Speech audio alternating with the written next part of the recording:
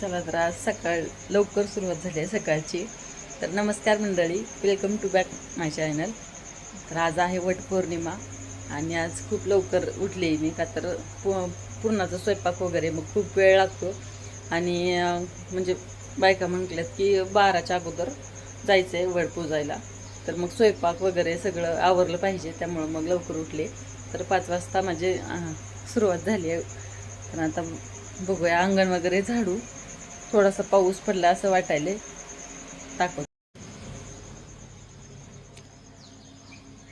पाऊस झालाय, सगळं ओलं आहे, त्यामुळं अंगण झाडायचा प्रश्न नाही. आता असं झालंय बाबा, पूर्ण निळं झालंय बघा.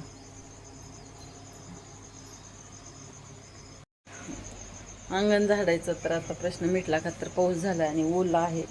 तर थोडाच झालाय पण पूर्ण ओलं झालंय बाहेर. आता यातला मधलं पॅसेज झाडते आणि स्वयंपाकाला लागते. डायरेक्ट आंघोळ करून भेटूया स्वयंपाक करताना. तर ही काल मेहंदी काढली होती मी. छान आहे का मला सांगा. तर आंघोळ करूच तर सकाळची बाकीची कामं करेपर्यंत उजाड झालेला आहे, उजडलेला आहे पूर्ण. आता लागते स्वयंपाकाला. तर इथे बघू शकताय किती सुंदर सकाळ वाटते बघा. पाऊस येऊन गेलाय रात्री आणि आता एकदम छान वाटायला वातावरण. पक्ष्यांचं छान हळूच नाजूक चिवचिवाट आहे, तुम्हाला ऐकायला येत असेल. आणि एकदम छान वाटायले. असं बाहेरच बसून छान सकाळचा आनंद घ्यावा वाटायला. कारण मी खूप दिवस झालं अशी सकाळ पाहिलेलीच नाही. कारण थोडा उठायला उशीरच होतो, आता मुलं लहान आहेत त्यामुळं. आणि पुण्यात तर काय विषयच नाही, पुण्यात तर सकाळच कधी बघितली नव्हती, खूप उशिरा उठायचे तिथे. आणि आता लय भारी वाटायले मला ही सकाळ बघून. तर चला आता पटकन स्वयंपाक करून घेऊ. तर त्या अगोदर तुम्हाला सगळ्यांना वटपौर्णिमेच्या खूप खूप शुभेच्छा. हा व्लॉग काय आज येणार नाही, मग उद्या येईल. तरीसुद्धा तुम्हाला वटपौर्णिमेच्या खूप साऱ्या शुभेच्छा. इथे मी डाळ रात्री शिजायला घातली होती आणि बघितलं उघडून तर डाळ काय शिजलेली नव्हती. आणि डाळ शिजलेली असली की एक वेगळा उत्साह येतो बरं का. का तर पोळ्या वगैरे एकदम छान होतात, वेळ जात नाही. आणि माझी इथे डाळ शिजलेली नव्हती. मग परत काय केलं, 2 तांबे पाणी ओतलं त्यामध्ये आणि परत शिट्ट्या केल्या 4-5. मग एकदम छान डाळ शिजली होती. पण गार पाणी ओतायला आपल्याला ओतू की नको असं वाटायला लागलं. कारण परत एकदा जर डाळ अशी कडक झाली तर परत पोळ्या पण व्यवस्थित होत नाहीत आणि पुरण पण नीट वाटता येत नाही. त्यामुळं मग जरा मला चिंताच वाटत होती. म्हणलं आज सकाळ सकाळी अशी काय सुरुवात झाली रे बाबा म्हणलं. आणि परत शिजली पण छान डाळ आणि छान पुरणसुद्धा वाटून झालं मी. आणि परत 2 तांबे त्याच्यामध्ये पाणी ओतलं आणि डाळ शिजायला ठेवली. मी रात्रीच पुरण वगैरे वाटून ठेवणार होते फ्रीजमध्ये, पण पोरांचा एवढा दंगा चालला होता आणि किरकिर वगैरे जरा जास्तच गोंधळ चालला होता त्यांचा. त्यामुळं मग मीच माझं पटकन आवरलं, लाईट वगैरे बंद केली आणि लवकर झोपलो. मग डाळ शिजलेली पण बघितली नव्हती मी, तसंच कुकरमध्ये ठेवलेली. आणि सकाळी बघते तर काय हा पराक्रम झालेला, शिजलेलीच नव्हती. आणि मग असं मी जर वाटून वगैरे ठेवलं असतं तर बाकीची कामं एकदम पटकन होतात.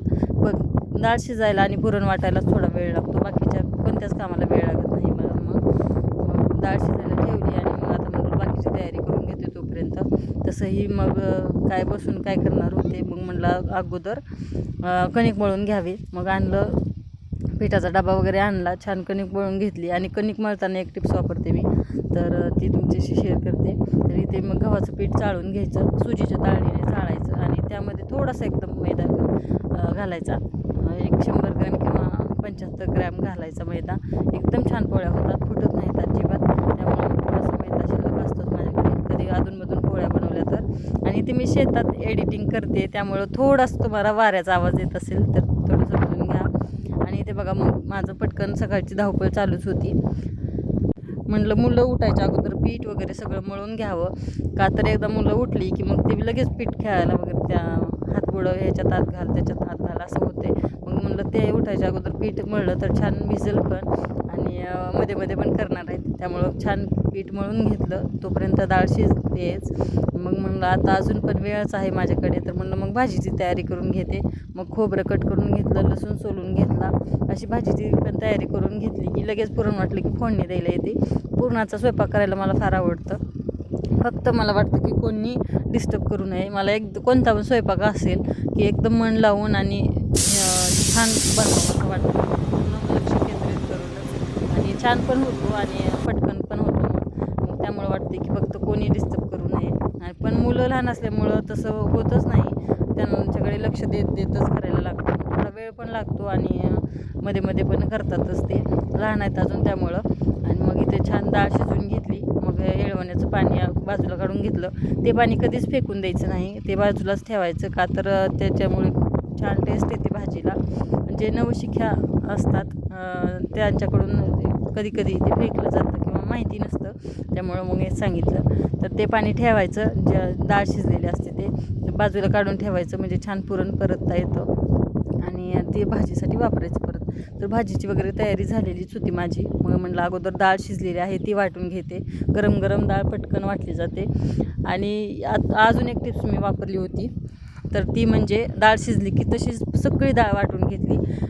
जेवढी भाजीसाठी लागते ती बाजूला काढून घेतली आणि जी वाटलेली डाळ आहे ती त्यानंतर मग गुळामध्ये परतून घेतली. तर तसंसुद्धा एकदम छान वाटून होते डाळ आणि एकदम छान पुरण होते. मग तसं पण मी कधी कधी करत असते. तर तुम्हीसुद्धा एकदा करून बघा तसं. तर एकदम डाळ अशी कडक होत नाही. गूळ घातल्यानंतर कधी कधी डाळ कडक होते, त्यामुळं मग असं काहीतरी करायचं जुगाड. तर मी तसंच केलं होतं. डाळ सगळी वाटून घेतली, आमटीसाठीची बाजूला काढून घेतली आणि बाकीची वाटून मग गूळ घालून परतून घेतलं छान पुरण. सगळा स्वयंपाक करायला मला कमीत कमी 2 तास तरी लागलेच. डाळ शिजलेली होती पण त्याचा काहीच उपयोग नव्हता, डबलच शिजवली थोडक्यात. त्यामुळं मग तरी 2 तास लागलेच मला. आणि फक्त पुरण वाटायला आणि डाळ शिजायला वेळ लागतो, बाकीचा मग कशाला वेळ लागत नाही. हे इकडे एका गॅसवर भात शिजेपर्यंत तळण होते, आमटी शिजेपर्यंत बाकीची कामं होतात. असं काय काय होतं ॲडजस्टमेंट. फक्त डाळ शिजायला वेळ लागतो आणि पुरण वाटायला जर कोणी मदत केली तर दुधात साखर पडली म्हणजे खूप छान होते, ते खूप मदत झाल्यासारखं होतं आहे. पण पुरण वाटायला कोणीच नव्हतं, त्यामुळं मग नाईलाजाने मीच वाटून घेतलं. असा होता माझा पुरणपोळीचा स्वयंपाक आणि माझी वटपौर्णिमेची तयारी. त्यानंतर लवकर स्वयंपाक आवरला आणि पटकन माझं आवरून घेतलं, तर एकदम छान रेडी झाले. आणि पटकन स्वयंपाक मी याच्यामुळेच आवरला होता की मला परत आवरायला वेळ भेटत नाही. बाकीच्या बायका छान छान नटून येतात आणि मग मीच कसं तरी येडावाकडं आवरून गेले तर मलासुद्धा ते व्यवस्थित वाटत नाही. त्यामुळं मग मीच 5 वाजता उठले, बाकीचं सगळं आवरलं पटकन, लवकर स्वयंपाक आवरला आणि छान रेडी झाले. तर इथे बघा मी तळण वगैरे तळून घेतलं, आमटीला फोडणी दिली, भात एकीकडे शिजलेलाच होता. मग असं काही मी आवरून घेतलेलं आहे. तर तुमची कशी होती सांगा मला कमेंट करून. कसा वाटला व्हिडिओ ते सुद्धा सांगायला विसरू नका. आवडला तर लाईक करा, चॅनलला सबस्क्राईब करा. भेटूया